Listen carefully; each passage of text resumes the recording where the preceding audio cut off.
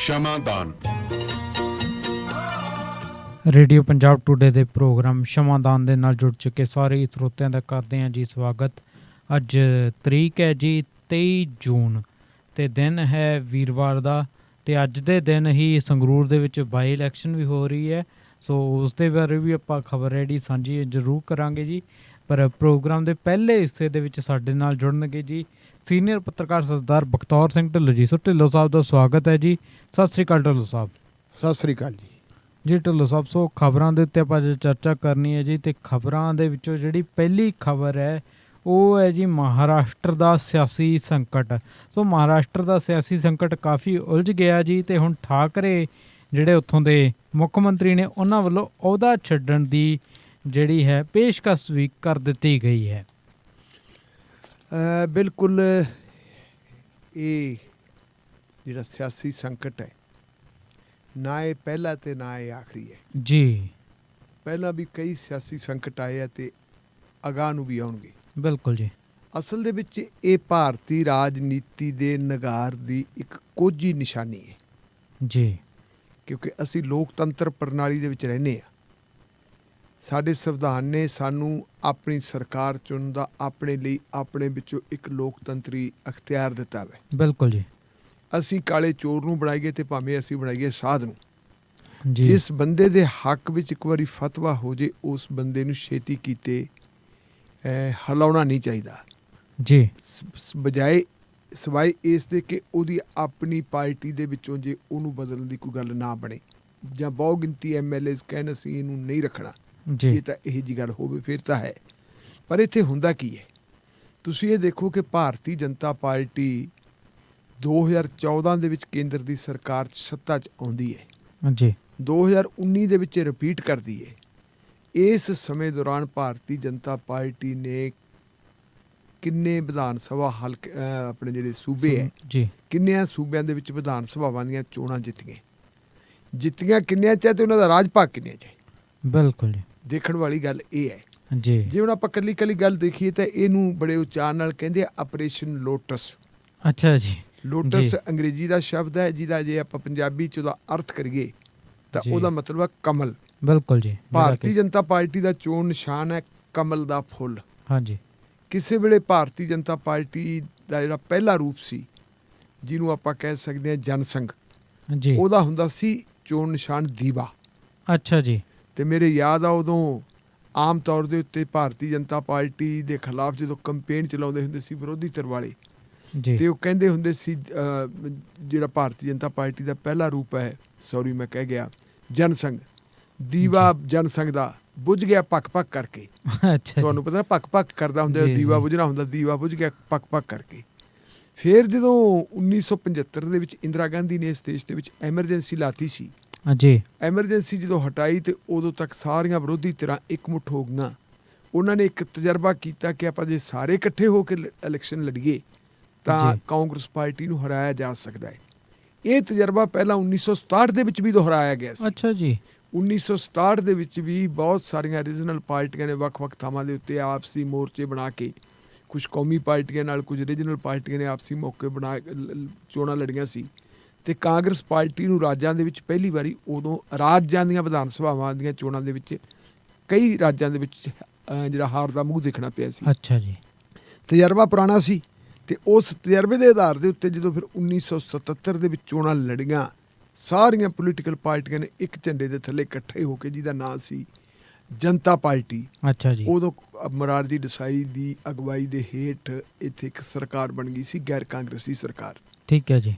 ਜਨਸੰਘ ਵੀ ਉਹਦੇ ਵਿੱਚ ਰਲ ਗਈ ਸੀ ਭਾਰਤੀ ਜਨਤਾ ਪਾਰਟੀ, ਆਪਣੀ ਜਿਹੜੀ ਜਨਤਾ ਪਾਰਟੀ ਦੇ ਵਿੱਚ। ਭਾਰਤੀ ਜਨਤਾ ਪਾਰਟੀ ਦਾ ਪਹਿਲਾ ਰੂਪ ਜਨਸੰਘ ਨੇ ਵੀ ਆਪਣੇ ਆਪ ਨੂੰ ਉਹਦੇ ਵਿੱਚ ਸ਼ਾਮਿਲ ਕਰ ਲਿਆ ਸੀ। ਲੇਕਿਨ ਇਹ RSS ਨੂੰ ਪ੍ਰਤੀਬੱਧ ਸੀ, ਵਫਾਦਾਰੀ RSS ਨਾਲ ਸੀ। ਅਤੇ ਜਿਹੜੇ ਸੈਕੂਲਰ ਤੱਤ ਸੀ ਜਨਤਾ ਪਾਰਟੀ 'ਚ, ਉਹਨਾਂ ਨੇ ਇਸ ਗੱਲ ਦੇ ਉੱਤੇ ਰੌਲਾ ਪਾਇਆ ਕਿ ਇਹ ਗੱਲ ਨਹੀਂ ਹੋ ਸਕਦੀ ਜੀ, ਤੁਸੀਂ ਇੱਕ ਪਾਸੇ ਰਹੋ, ਜਾਂ ਤਾਂ ਤੁਸੀਂ ਸੈਕੂਲਰ ਬਣੋ ਜਨਤਾ ਪਾਰਟੀ 'ਚ, ਅਤੇ ਜੇ ਤੁਸੀਂ RSS ਨਾਲ ਜਾਣਾ ਹੀ ਹੈ ਤਾਂ ਫਿਰ ਜਨਤਾ ਪਾਰਟੀ 'ਚੋਂ ਨਿਕਲੋ ਬਾਹਰ। ਅਤੇ ਇਹ ਫਿਰ ਉਸ ਵੇਲੇ ਜਨਤਾ ਪਾਰਟੀ 'ਚੋਂ ਬਾਹਰ ਨਿਕਲ ਆਏ ਸੀ 1980 ਦੇ ਵਿੱਚ, ਅਤੇ ਬਣ ਗਈ ਸੀ ਭਾਰਤੀ ਜਨਤਾ ਪਾਰਟੀ ਜੀ। ਹੁਣ ਇਸ ਵੇਲੇ ਭਾਰਤੀ ਜਨਤਾ ਪਾਰਟੀ ਪ੍ਰਚੰਡ ਬਹੁਮਤ ਨਾਲ ਹੈ ਸੱਤਾ ਦੇ ਵਿੱਚ, ਪਰ ਜੇ ਆਪਾਂ ਦੂਜੇ ਪੱਖ ਤੋਂ ਦੇਖੀਏ ਵਿਧਾਨ ਸਭਾਵਾਂ ਦੇ ਵਿੱਚ ਇਹਨਾਂ ਨੂੰ ਉਨੀਆਂ ਵੋਟਾਂ ਨਹੀਂ ਮਿਲਦੀਆਂ। ਮਿਸਾਲ ਦੇ ਤੌਰ ਤੇ ਦਿੱਲੀ ਦੀਆਂ ਇਹ ਲੋਕ ਸਭਾ ਚੋਣਾਂ ਜਿੱਤ ਲੈਂਦੇ, ਲੇਕਿਨ ਦਿੱਲੀ ਦੇ ਵਿੱਚ ਵਿਧਾਨ ਸਭਾਵਾਂ ਚੋਣਾਂ ਹਾਰ ਜਾਂਦੇ, ਕਿਉਂਕਿ ਦਿੱਲੀ ਦੇ ਵਿੱਚ ਤਾਂ ਆਮ ਆਦਮੀ ਪਾਰਟੀ ਦੇ ਕੋਲ ਬੜੀ ਥੰਪਿੰਗ ਮੈਜੋਰਿਟੀ ਹੈ, ਉੱਥੇ ਕੋਈ ਟੁੱਟ ਭੱਜ ਨਹੀਂ ਹੁੰਦੀ, ਲੇਕਿਨ ਕਈ ਥਾਵਾਂ ਤੇ ਇਹਨਾਂ ਨੇ ਟੁੱਟ ਭੱਜ ਕੀਤੀ ਹੈ। ਮਿਸਾਲ ਦੇ ਤੌਰ ਦੇ ਉੱਤੇ ਜੇ ਆਪਾਂ ਟੁੱਟ ਭੱਜ ਦੇਖੀਏ ਤਾਂ 2014 'ਚ ਕੇਂਦਰ 'ਚ ਸਰਕਾਰ ਬਣਦੀ ਹੈ ਤੇ 2014 ਦੇ ਵਿੱਚ ਹੀ ਇਹਨਾਂ ਨੇ ਆਪਰੇਸ਼ਨ ਲੋਟਸ ਜਿਹੜਾ ਹੈਗਾ ਉਹ ਅਜਮਾਇਆ ਅਰੁਣਾਚਲ ਪ੍ਰਦੇਸ਼। ਉੱਥੇ ਕਾਂਗਰਸ ਪਾਰਟੀ ਦੀ ਸਰਕਾਰ ਸੀ, ਸਾਰੀ ਕਾਂਗਰਸ ਪਾਰਟੀ ਦਾ ਹੀ ਭਗਵਾਂਕਰਨ ਕਰਤਾ, ਉਹਨਾਂ ਦੇ ਚਿੱਟੇ ਲੀੜਿਆਂ ਦੇ ਉੱਤੇ ਫੇਰਤਾ ਉਹ ਭਗਵਾਂ ਬਰੋਸ਼, ਕਹਿੰਦੇ ਲਓ ਜੀ ਇਹ ਸਾਰੇ ਤੋਂ ਧੋਤੇ ਬਣ ਗਏ ਤੇ ਉਹਨਾਂ ਨੂੰ ਭਾਰਤੀ ਜਨਤਾ ਪਾਰਟੀ ਦੇ ਵਿੱਚ ਸ਼ਾਮਲ ਕਰਵਾ ਲਿਆ। ਉਸ ਤੋਂ ਬਾਅਦ ਆਪਾਂ ਦੇਖੀਏ ਤਾਂ ਫਿਰ ਮੱਧ ਪ੍ਰਦੇਸ਼ ਦੇ ਵਿੱਚ ਆਉਂਦਾ ਹੈ। ਮੱਧ ਪ੍ਰਦੇਸ਼ ਦੇ ਵਿੱਚ ਕਾਂਗਰਸ ਪਾਰਟੀ 15 ਸਾਲਾਂ ਬਾਅਦ ਸੱਤਾ 'ਚ ਆਈ ਸੀ। ਇਹ ਭਾਰਤੀ ਜਨਤਾ ਪਾਰਟੀ ਵਾਲੇ 15 ਸਾਲ ਰਾਜ ਭਾਗ ਕਰਨ ਦੇ ਬਾਵਜੂਦ ਜਿਹੜੇ ਉਹ ਹਾਰ ਗਏ ਸੀ, ਇਹਨਾਂ ਤੋਂ ਫਿਰ ਉਹ ਹਾਰ ਬਰਦਾਸ਼ਤ ਨਹੀਂ ਹੋਈ। ਇਹਨਾਂ ਨੇ ਫਿਰ ਉੱਥੇ ਵੀ ਆਪਰੇਸ਼ਨ ਲੋਟਸ ਕੀਤਾ ਤੇ ਜੋਤਿਰਾਦਿੱਤਿਆ ਸਿੰਧੀਆ ਨੂੰ ਅੱਗੇ ਲਾ ਕੇ ਉੱਥੇ ਕਾਂਗਰਸ ਪਾਰਟੀ 'ਚ ਬਗਾਵਤ ਕਰਵਾਈ। ਪਹਿਲਾਂ ਬੰਦਿਆਂ ਨੂੰ ਲੈ ਕੇ ਚਲੇ ਗਏ ਕਰਨਾਟਕਾ ਦੇ ਵਿੱਚ ਬੰਗਲੌਰ ਰੱਖੇ, ਉੱਥੇ ਰੱਖ ਕੇ ਫਿਰ ਉੱਥੇ ਬੰਦਿਆਂ ਨੂੰ ਕਨਵਿੰਸ ਕਰਵਾ ਕੇ ਉਹਨਾਂ ਤੋਂ ਅਸਤੀਫੇ ਦਵਾਏ ਗਏ। MLAs ਤੋਂ 20-22 MLAs ਨੇ ਅਸਤੀਫੇ ਦਿੱਤੇ ਸੀ।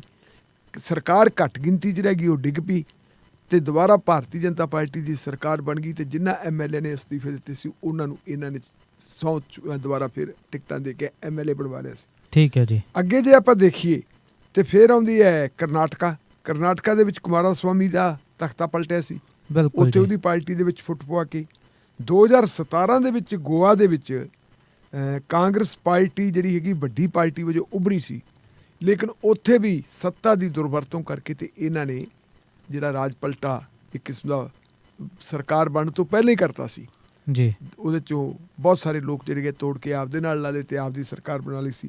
ਰਾਜਸਥਾਨ ਦੇ ਵਿੱਚ ਵੀ ਆਪਾਂ ਨੂੰ ਪਤਾ ਹੈ ਅਸ਼ੋਕ ਗਹਿਲੋਤ ਤੇ ਸਚਿਨ ਪਾਇਲਟ ਦਾ ਕਲੇਸ਼ ਸੀ, ਉਹਦੇ ਵਿੱਚੋਂ ਭਾਰਤੀ ਜਨਤਾ ਪਾਰਟੀ ਨੇ ਆਪਰੇਸ਼ਨ ਲੋਟਸ ਕਰਕੇ ਆਪਦੀ ਸੱਤਾ ਕੱਢਣ ਦੀ ਕੋਸ਼ਿਸ਼ ਕੀਤੀ। ਉਹਦਾ ਚਲੋ ਬੜਾ ਤਜਰਬੇਕਾਰ ਬੰਦਾ ਸੀ ਗਹਿਲੋਤ, ਉਹਨੇ ਪੈਰ ਨਹੀਂ ਲੱਗਣ ਦਿੱਤੇ।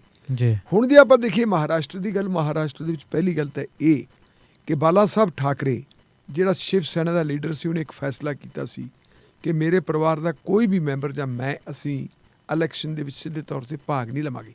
ਪਾਰਟੀ ਸਾਡੀ ਇਲੈਕਸ਼ਨ ਲੜੂਗੀ, ਪਾਰਟੀ ਦੇ ਕਿਸੇ ਬੰਦੇ ਨੂੰ ਅਸੀਂ ਮੁੱਖ ਮੰਤਰੀ ਬਣਾ ਸਕਦੇ ਹਾਂ, ਮੰਤਰੀ ਬਣਾ ਸਕਦੇ ਹਾਂ, ਲੇਕਿਨ ਅਸੀਂ ਆਪ ਨਹੀਂ ਬਣਾਂਗੇ। ਰਹਿੰਦੀ ਜ਼ਿੰਦਗੀ ਤੱਕ ਉਹ ਬਣਿਆ ਨਹੀਂ। ਮੋਰ ਓਵਰ ਸ਼ਿਵ ਸੈਨਾ ਕਮਜ਼ੋਰ ਵੀ ਹੋ ਗਈ ਸੀ। ਬਾਲਾ ਸਾਹਿਬ ਠਾਕਰੇ ਦਾ ਵਾਰਸ ਕੌਣ ਹੋਵੇ, ਇਹਦੇ ਤੇ ਸੀ ਕਿ ਉਹਦਾ ਭਤੀਜਾ ਰਾਜ ਠਾਕਰੇ ਜਿਹੜਾ ਜ਼ਿਆਦਾ ਐਕਟਿਵ ਸੀ ਉਹ ਹੋਵੇ ਜਾਂ ਉਹਦਾ ਮੁੰਡਾ ਉਧਵ ਠਾਕਰੇ ਹੋਵੇ। ਅਕਸਰ ਪੁੱਤਰ ਮੋਹ ਜਿਹੜਾ ਪ੍ਰਵੇਲ ਕਰ ਗਿਆ ਔਰ ਜਿਹੜਾ ਉਹਦਾ ਵਾਰਸ ਬਣ ਗਿਆ ਉਧਵ ਠਾਕਰੇ। ਉਧਵ ਠਾਕਰੇ ਜਦੋਂ ਪਿੱਛੇ ਇਹਨਾਂ ਦੀ ਪਹਿਲੀ ਜਿਹੜੀ 2014 ਚੋਣ ਹੋਈ ਸੀ, 2014 ਦੀ ਚੋਣ ਦੇ ਵਿੱਚ ਇਹ ਸਾਰੇ ਇਕੱਠੇ ਸੀ ਭਾਰਤੀ ਜਨਤਾ ਪਾਰਟੀ ਵਾਲੇ ਤੇ ਔਰ ਉਸ ਵੇਲੇ ਕੋਲੀਸ਼ਨ ਦੇ ਵਿੱਚ ਸੀ। ਫਿਰ ਕਹਿੰਦੇ ਵੀ 2019 ਦੀਆਂ ਚੋਣਾਂ ਤੋਂ ਪਹਿਲਾਂ ਅਮਿਤ ਸ਼ਾਹ ਨੇ ਕਿਤੇ ਇਹਨਾਂ ਨੂੰ ਇਹ ਸ਼ੋਰ ਕਰਵਾਇਆ ਸੀ ਕਿ ਆਪਾਂ ਮਿਲ ਕੇ ਲੜ ਲਈਏ, ਅਗਾਂਹ ਨੂੰ ਮੁੱਖ ਮੰਤਰੀ ਤੁਹਾਡਾ ਹੋਊ। ਇਹਨਾਂ ਨੇ ਇਲੈਕਸ਼ਨਾਂ ਮਿਲ ਕੇ ਲੜੀਆਂ, ਪਹਿਲਾਂ ਲੋਕ ਸਭਾ ਦੀਆਂ ਫਿਰ ਵਿਧਾਨ ਸਭਾ ਦੀਆਂ। ਇਹ ਪਾਰਟੀ ਛੋਟੀ ਰਹਿ ਗਈ, BJP ਵੱਡੀ ਬਣ ਗਈ। ਕਦੇ ਸ਼ਿਵ ਸੈਨਾ ਵੱਡੀ ਹੁੰਦੀ ਸੀ, BJP ਵਾਲੇ ਨੇ ਕਿਹਾ ਸੀ ਮੁੱਖ ਮੰਤਰੀ ਆਪਦਾ ਬਣਾਵਾਂਗੇ, ਕਹਿੰਦੇ ਨਹੀਂ ਸਾਨੂੰ ਮਨਜ਼ੂਰ ਨਹੀਂ ਔਰ ਇਹ ਉਹਨਾਂ ਤੋਂ ਬਾਹਰ ਆ ਗਏ। ਫਿਰ BJP ਨੇ ਉੱਥੇ ਵੀ ਆਪਰੇਸ਼ਨ ਲੋਟਸ ਅਪਣਾਇਆ ਸੀ। ਉੱਥੇ ਤੁਹਾਡੇ ਯਾਦ ਹੋਣਾ ਮਹਾਰਾਸ਼ਟਰ ਦੇ ਵਿੱਚ ਅਜੀਤ ਪਵਾਰ, ਸ਼ਰਦ ਪਵਾਰ ਦੇ ਭਤੀਜੇ ਨੂੰ ਤੋੜ ਕੇ ਆਪਦੇ ਨਾਲ ਲਾ ਲਿਆ ਸੀ। ਕੁਝ MLA ਲਾ ਲਏ ਸੀ ਤੇ ਉਹਨਾਂ ਨੇ ਲਾ ਕੇ ਫਿਰ ਉੱਥੇ ਇਹ ਕੋਈ ਆਪਾਂ ਕਹਿ ਸਕਦੇ ਹਾਂ 50-60 ਘੰਟਿਆਂ ਦੀ ਇੱਕ ਸਰਕਾਰ ਬਣਾਈ ਸੀ। ਲੇਕਿਨ ਉਹ ਸਰਕਾਰ ਧੜਮ ਕਰਕੇ ਇਸ ਕਰਕੇ ਡਿੱਗ ਪਈ ਕਿਉਂਕਿ ਸ਼ਰਦ ਪਵਾਰ ਦੇ ਭਤੀਜੇ ਦੇ ਨਾਲ ਉਹਨਾਂ ਦੀ ਪਾਰਟੀ ਦੇ MLA ਨਹੀਂ ਗਏ, ਉਹ ਸਾਰੇ ਦੇ ਸਾਰੇ ਚਾਚੇ ਨਾਲ ਜਾ ਕੇ ਖੜ ਗਏ ਤੇ ਫਿਰ ਭਤੀਜਾ ਵੀ ਮਗਰ ਆ ਗਿਆ ਉਹ ਗੱਲ। ਪਰ ਉਹਨਾਂ ਜਿਹੜੇ 48-50 ਘੰਟੇ ਸੀ, ਉਹਨਾਂ ਘੰਟਿਆਂ ਦੇ ਵਿੱਚ ਉਹਨੂੰ ਇੱਕ ਫਾਇਦਾ ਬੜਾ ਹੋ ਗਿਆ। ਉਹਦੇ ਖਿਲਾਫ ਕਹਿੰਦੇ ਭ੍ਰਿਸ਼ਟਾਚਾਰ ਦੇ ਕੇਸ ਬੜੇ ਚੱਲਦੇ ਸੀ, ਇਨਕੁਆਇਰੀਆਂ ਚੱਲਦੀਆਂ ਸੀ, ED ਵੀ ਫਿਰਦੀ ਸੀ, CBI ਵੀ ਫਿਰਦੇ ਸੀ, ਲਾਏ ਵੀ ਭਾਰਤੀ ਜਨਤਾ ਪਾਰਟੀ ਵਾਲਿਆਂ ਨੇ ਸੀ। ਜਦੋਂ ਉਹਨੂੰ ਡਿਪਟੀ ਮੁੱਖ ਮੰਤਰੀ ਬਣਾ ਲਿਆ ਤੇ ਸਾਰੇ ਕੇਸ ਵਾਪਸ ਲੈ ਲਏ। ਅੱਛਾ ਜੀ, ਠੀਕ ਹੈ। ਨਾਲ ਦੀ ਨਾਲ ਹੀ ਧੋਤਾ ਉਹਨੂੰ ਡਿਟਰਜੈਂਟ ਪਾਊਡਰ ਦੇ ਨਾਲ, ਜੋ ਸਾਰੇ ਕੇਸ ਵਾਪਸ ਲੈ ਲਏ। ਉਹ ਫਿਰ ਚਾਚੇ ਦੀ ਗੋਦੀ 'ਚ ਬਹਿ ਗਿਆ ਜਾ ਕੇ। ਬਾਅਦ ਦੇ ਵਿੱਚ ਫਿਰ ਇਹ ਸਰਕਾਰ ਬਣ ਗਈ। ਇਹ ਸਰਕਾਰ 3 ਪਾਰਟੀਆਂ ਦੀ ਹੈ, ਸ਼ਿਵ ਸੈਨਾ, NCP ਤੇ ਕਾਂਗਰਸ ਪਾਰਟੀ ਜੀ। ਇੱਥੇ ਹਾਂ ਮਹਾ ਵਿਕਾਸ ਅਗਾੜੀ। ਇੱਥੇ ਫਿਰ ਇੱਕ ਨਵਾਂ ਪੰਗਾ ਪੈ ਗਿਆ। ਉਧਵ ਠਾਕਰੇ ਆਪ ਮੁੱਖ ਮੰਤਰੀ ਬਣ ਗਿਆ। ਉਹ ਅੱਜ ਵੀ ਉਹਨੇ ਇਹੀ ਗੱਲ ਕਹੀ ਹੈ ਕਿ ਜੀ ਮੈਨੂੰ ਤਾਂ ਸ਼ਰਦ ਪਵਾਰ ਨੇ ਕਿਹਾ, ਸੋਨੀਆ ਗਾਂਧੀ ਨੇ ਕਿਹਾ ਮੈਂ ਤਾਂ ਬਣਿਆ, ਮੈਂ ਤਾਂ ਪੱਕਾ ਹਿੰਦੂਵਾਦੀ ਹਾਂ, ਮੇਰਾ ਕੋਈ ਮਤਲਬ ਨਹੀਂ ਸੀਗਾ। ਜੇ ਮੈਨੂੰ ਇਹ ਚਾਹੁੰਦੇ ਹੈ ਮੇਰੀ ਪਾਰਟੀ ਵਾਲੇ MLA ਕਹਿ ਦੇਣ ਤੂੰ ਅਸਤੀਫਾ ਦੇ ਦੇ, ਮੇਰੇ ਸਾਹਮਣੇ ਆ ਕੇ ਤਾਂ ਮੈਂ ਅਸਤੀਫਾ ਤਿਆਰ ਰੱਖੀ ਬੈਠਾ, ਸ਼ਾਇਦ ਉਹ ਅਸਤੀਫਾ ਦੇ ਦੂ ਵੀ ਦੇਵੇ, ਕਿਉਂਕਿ ਕਮਜ਼ੋਰ ਬਹੁਤ ਪੈ ਗਿਆ।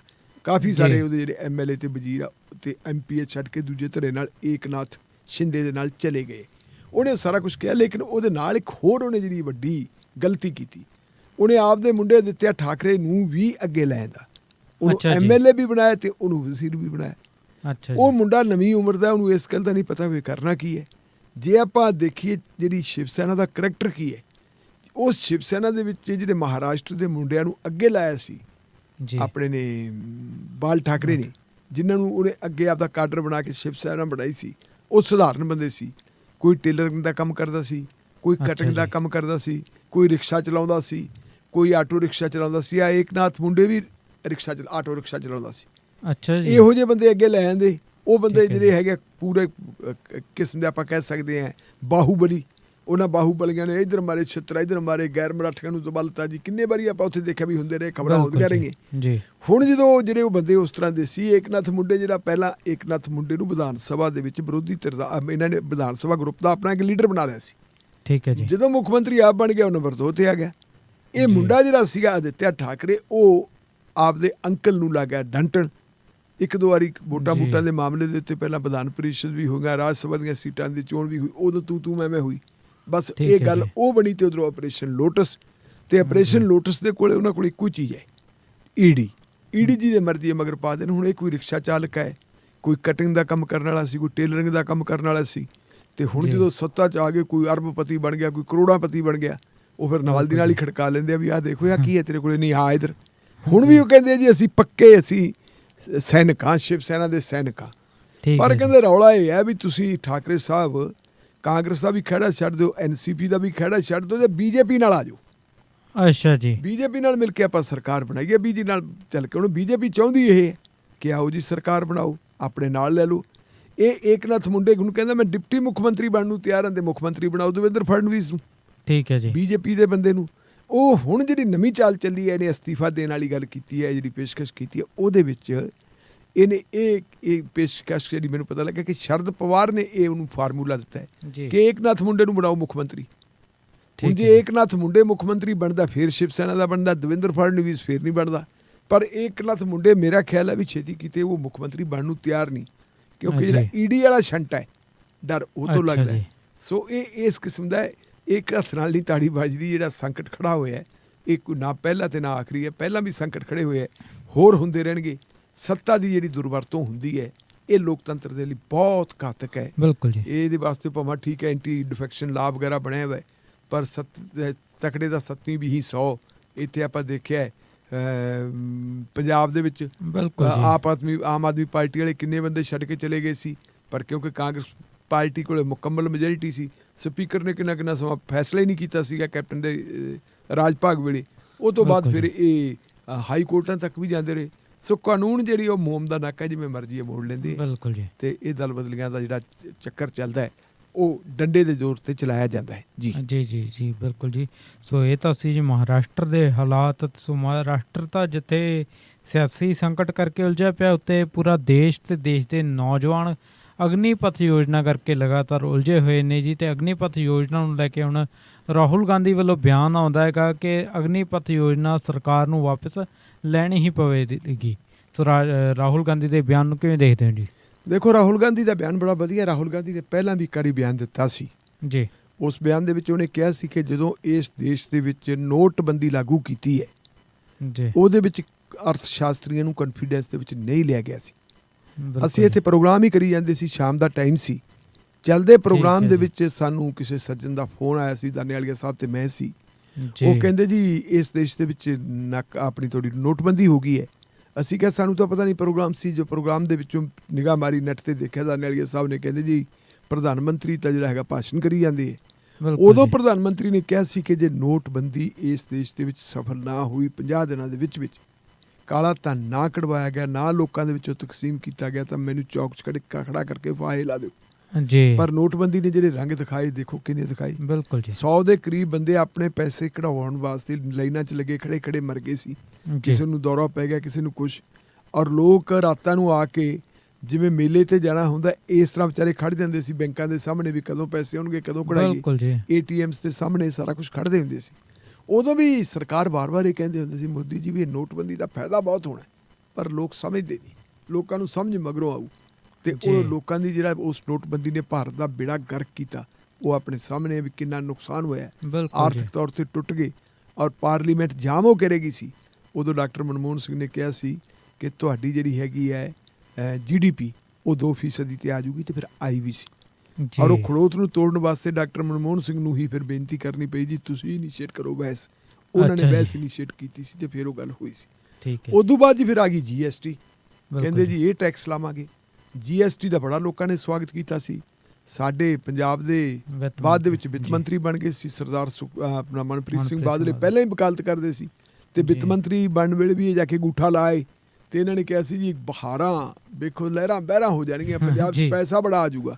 ਤੇ ਬਾਅਦ ਦੇ ਵਿੱਚ ਜਦੋਂ ਉਹਨਾਂ ਨੇ ਸਾਰਾ ਕੇਂਦਰੀਕਰਨ ਕਰ ਲਿਆ ਤੇ ਫਿਰ ਚੀਕਾਂ ਨਿਕਲਦੀਆਂ ਹੁੰਦੀਆਂ ਸੀ ਸਾਨੂੰ ਪੈਸੇ ਨਹੀਂ ਦਿੰਦੇ। ਉਦੋਂ ਵੀ ਕਹਿੰਦੇ ਸੀ ਵਪਾਰੀਆਂ ਨੂੰ, ਰਾਜ ਸਰਕਾਰਾਂ ਨੂੰ ਬੜਾ ਫਾਇਦਾ ਹੋਊਗਾ। ਤੇ ਹੁਣ ਆਪਾਂ ਨੂੰ ਤਾਂ ਫਾਇਦਾ ਮੇਰਾ ਖਿਆਲ ਹੈ ਵੀ ਇਹ ਜੁਲਾਈ ਦੇ ਮਹੀਨੇ 'ਚ ਹੋ ਜਾਣੇ, ਕਿਉਂਕਿ ਜਿਹੜਾ ਉਹ ਕੰਪਨਸੇਸ਼ਨ ਮਿਲਦਾ ਹੁੰਦਾ ਸੀ ਉਹ ਬੰਦ ਕਰਦੇ ਨੇ। ਪੈਸਾ ਸਾਡੇ ਕੋਲ ਕਿੱਥੋਂ ਆਊ ਤੇ ਕਿਵੇਂ ਕਰਾਂਗੇ ਉਹ। ਇਹਦੇ ਨਾਲ ਜੇ ਆਪਾਂ ਦੇਖੀਏ ਤੇ ਜਿਹੜੇ ਵਪਾਰੀ ਤਬਕੇ ਨੂੰ ਕਿਹਾ ਸੀ, ਵਪਾਰੀ ਤਬਕੇ ਦੀਆਂ ਵੀ ਚੀਕਾਂ ਕਢਾਤੀਆਂ ਨੋਟਬੰਦੀ ਨੇ, ਇਹ ਆਪਣੀ ਤੁਹਾਡੀ ਨੇ GST ਨੇ। ਫਿਰ ਲੈ ਆਏ ਜੀ 3 ਕਾਲੇ ਕਾਨੂੰਨ ਕਿਸਾਨਾਂ ਵਾਸਤੇ। ਕਹਿੰਦੇ ਜੀ ਕਿਸਾਨਾਂ ਦੀ ਭਲਾਈ ਵਾਸਤੇ, ਅਸਲ 'ਚ ਕਿਸਾਨਾਂ ਦੀ ਭਲਾਈ ਵਾਸਤੇ ਨਹੀਂ, ਉਹ ਆਪਣੇ ਜਿਹੜੇ ਸਰਮਾਏਦਾਰ ਮਿੱਤਰ ਆ ਉਹਨਾਂ ਵਾਸਤੇ ਲੈ ਕੇ ਆਏ ਸੀ ਕਿ ਖੇਤੀਬਾੜੀ ਤੇ ਵੀ ਉਹਨਾਂ ਦਾ ਕਬਜ਼ਾ ਕਰਵਾ ਦਿੱਤੇ ਤੇ ਕਿਸਾਨਾਂ ਨੂੰ ਖੇਤੀਬਾੜੀ ਦੇ ਖੇਤਰ 'ਚੋਂ ਕੱਢ ਕੇ ਇਹਨਾਂ ਨੂੰ ਮਜ਼ਦੂਰਾਂ 'ਚ ਤਬਦੀਲ ਕਰ ਦਿੱਤਾ ਜਾਵੇ। ਉਹਨਾਂ ਦੇ 20-30 ਹਜ਼ਾਰ ਏਕੜ ਦੇ ਵੱਡੇ ਫਾਰਮ ਹੋਣ, ਇਸ ਕਿਸਮ ਦਾ ਲੈ ਕੇ ਆਏ ਸੀ।